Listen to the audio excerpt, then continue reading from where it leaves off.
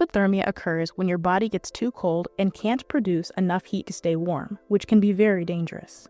Frostbite, on the other hand, happens when specific parts of your body, like fingers, toes, or your nose, freeze due to extreme cold. If you stay out in the cold for too long, you might start to feel sharp pains or numbness.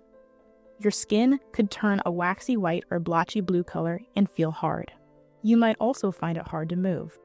If any of these things happen, it's important to act right away. First, call for medical help by either going to the hospital or dialing 911. While waiting for the medical professionals to arrive, move to a warmer place away from the cold. Carefully take off any coverings like gloves or socks. You can warm the frostbitten areas using your warm hands.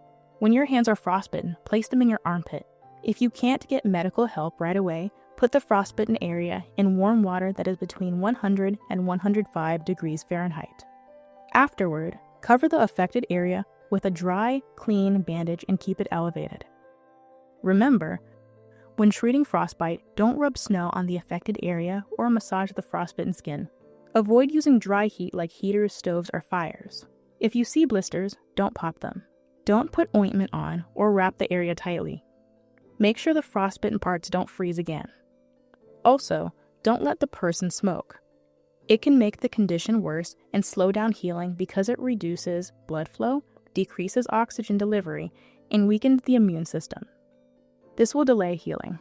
By adhering to these guidelines, you can ensure the safety and comfort of yourself and your loved ones. For additional information, please visit our website.